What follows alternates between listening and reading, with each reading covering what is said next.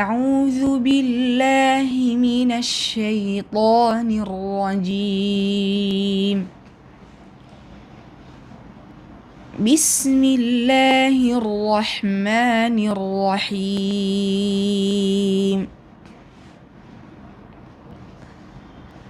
وقال الذين كفروا لولا نزل عليه القرآن جملة واحدة كذلك لنثبت به فؤادك ورتلناه ترتيلا ولا يأتونك بمثل إلا جئناك بالحق وأحسن تفسيرا الذين يحشرون على وجوههم إلى جهنم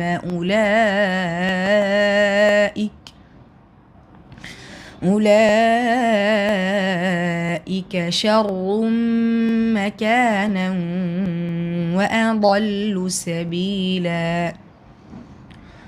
ولقد آتينا موسى الكتاب وجعلنا معه أخاه هارون وزيرا صدق الله العظيم।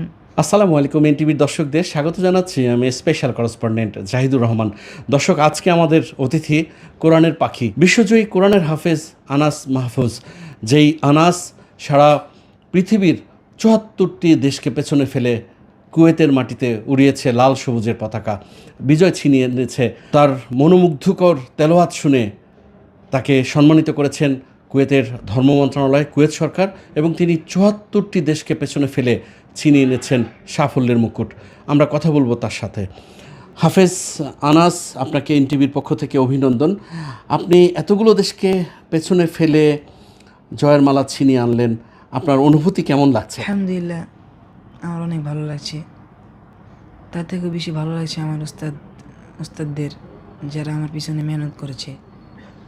মা বাবা, তাদের কাছে অনেক ভালো লাগছে, কারণ তারা অনেক টাকা পয়সা দিয়ে মেহনত করেছে আমার পিছনে। আপনার বাবা তো কাতার প্রবাসী, আপনার বাবা নিজেও কোরআনের হাফেজ।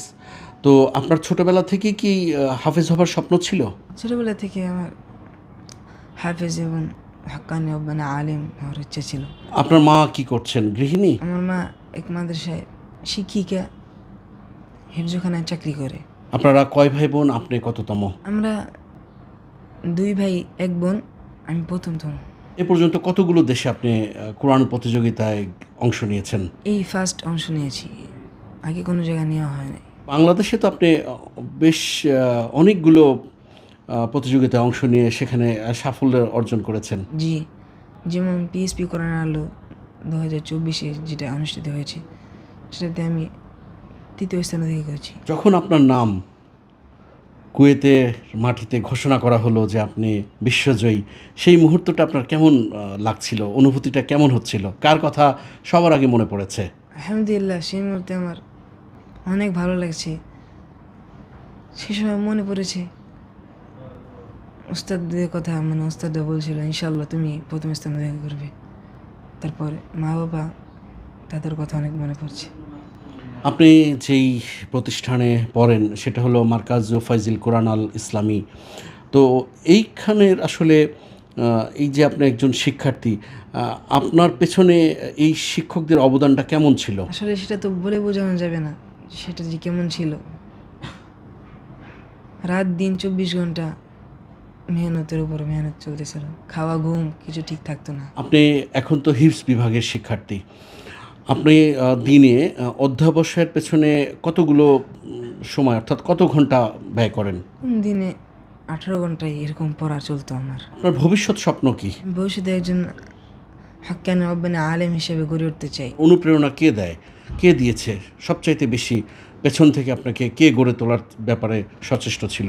উস্তাদ আব্দুল আল মামুন সাহেব, আর মুর্তাজা হাসান ফয়জি সাহেব, আরও যারা আমার গ্রুপের উস্তাদ আছে তারা জিয়াউর রহমান সাহেব, জুবাইর হাসান সাহেব, তারপরে আবু হানিফ সাহেব। আপনার কোনো মোবাইল ফোন আছে? জি না, মোবাইল ফোন নাই।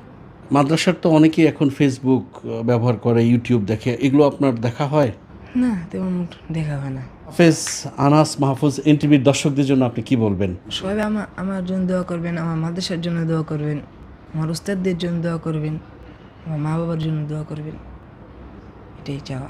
দর্শক, এতক্ষণ আমাদের সঙ্গে ছিলেন কুয়েতে কোরআনের বিশ্বজয়ী, যিনি ৭৪টি দেশকে পেছনে ফেলে বাংলাদেশের লাল সবুজের পতাকা উড়িয়েছেন, বাংলাদেশকে গৌরবান্বিত করেছেন, সেই কোরআনের হাফেজ আনাস মাহফুজ। নিশ্চয়ই আগামীতে নতুন কোনো অতিথি নিয়ে হাজির হব আপনাদের সামনে। ততক্ষণ পর্যন্ত সবাই ভালো থাকবেন, সুস্থ থাকবেন, এনটিভির সঙ্গেই থাকবেন। আল্লাহ হাফেজ।